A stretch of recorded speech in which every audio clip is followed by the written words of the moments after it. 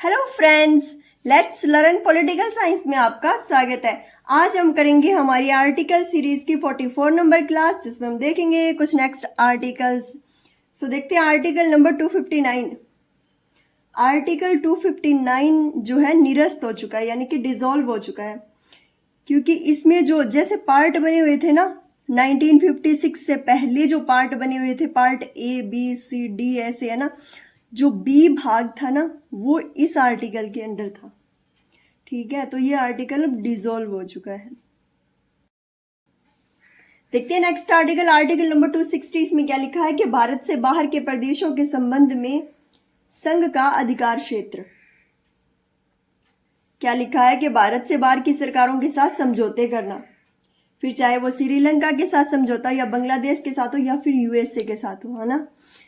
और क्या लिखा है कि भारत से बाहर की सरकारों में निहित किसी भी कार्यवाही, विधायी या न्यायिक कार्यों को करना। ठीक है, देखते हैं नेक्स्ट आर्टिकल, आर्टिकल नंबर 261। क्या लिखा है कि सार्वजनिक कार्य, अभिलेख और न्यायिक कार्रवाइयां। इसका क्लोज फर्स्ट क्या कहता है कि भारत के संपूर्ण राज्य क्षेत्र के संघ और प्रत्येक राज्य क्षेत्र के सार्वजनिक कार्य, अभिलेखों और न्यायिक कार्यवाहियों को पूर्ण विश्वास और मान्यता दी जाएगी। राज्य क्षेत्र जो भी कार्य करे उसमें क्या है, संघ जो है उनके कार्यों को पूर्ण जो मान्यता देगा, ये लिखा है। इसका सेकंड क्लॉज क्या कहता है कि जिस रीति से और जिन शर्तों के अधीन खंड 1 में निर्दिष्ट कार्य, अभिलेख और कार्यवाहियां साबित की जाएगी तथा उनका प्रभाव निर्धारित किया जाएगा, वह संसद द्वारा बनाए गए कानूनों द्वारा उपबंधित रूप में होगा।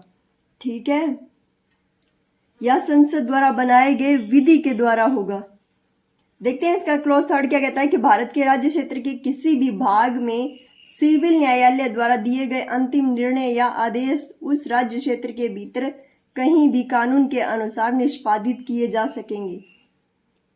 ठीक है, निष्पादित करना यानी कि अमल में लाना, कि सिविल न्यायालय द्वारा दिया गया कोई भी जो निर्णय होगा वो पूरे राज्य क्षेत्र के भीतर जो है माना जाएगा, ये लिखा है इसमें।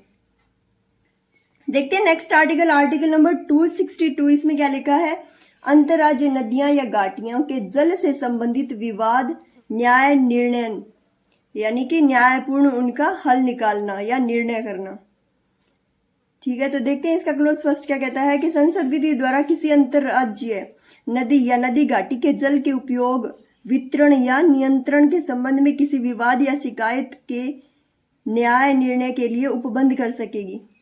अंतर्राज्यीय नदियों का विवाद तो चलता ही आ रहा है, जैसे चाहे वो सतलुज नदी हो, गंगा नदी हो, गोदावरी हो, नर्मदा हो, कृष्णा हो, कावेरी हो, तो उन विवादों को सुलझाने के लिए जो है ये आर्टिकल नंबर 262 के अंदर प्रावधान किया गया है। इसका सेकंड क्लॉज क्या कहता है कि संविधान में किसी बात के होते हुए भी संसद विधि द्वारा यह उपबंध कर सकेगी संसद कि न तो उच्चतम न्यायालय और न ही कोई अन्य न्यायालय खंड 1 में निर्दिष्ट किसी विवाद या शिकायत के संबंध में अधिकारिकता का प्रयोग करेगा। ठीक है, देखते हैं नेक्स्ट आर्टिकल, आर्टिकल नंबर 263। इसमें क्या लिखा है कि अंतर्राज्यीय परिषद के संबंध में प्रावधान। क्या लिखा है कि यदि किसी समय राष्ट्रपति को ऐसा प्रतीत हो कि एक परिषद की स्थापना से सार्वजनिक हित सुधरेंगे, जिसका कर्तव्य होगा कि राज्यों के बीच में उत्पन्न विवादों की जांच करना, उन पर जो है सलाह देना, और दूसरा क्या लिखा है कि ऐसे विषयों की जांच और चर्चा करना जिनमें कुछ या अधिक राज्यों का साझा हित हो। और आगे इसमें क्या लिखा है कि ऐसे विषयों पर सिफारिशें करना तथा विशेष रूप से उस विषय के संबंध में नीति और कार्यवाही के बेहतर समन्वय के लिए सिफारिशें करना या बेहतर तरीके से चलाने के लिए सिफारिशें करना। और नोट करने वाली चीज ये है कि राष्ट्रपति के लिए यह वैध होगा कि वह आदेश द्वारा ऐसी परिषद की स्थापना करे तथा उसके द्वारा निष्पादित किए जाने वाले कर्तव्यों की प्रकृति तथा उसके संगठन और प्रक्रिया को परिभाषित करे कि ये किस कार्य के लिए जरूरी है। ठीक है, तो ये थे हमारे आज के कुछ आर्टिकल्स। आई होप वीडियो आपको अच्छी लगी होगी।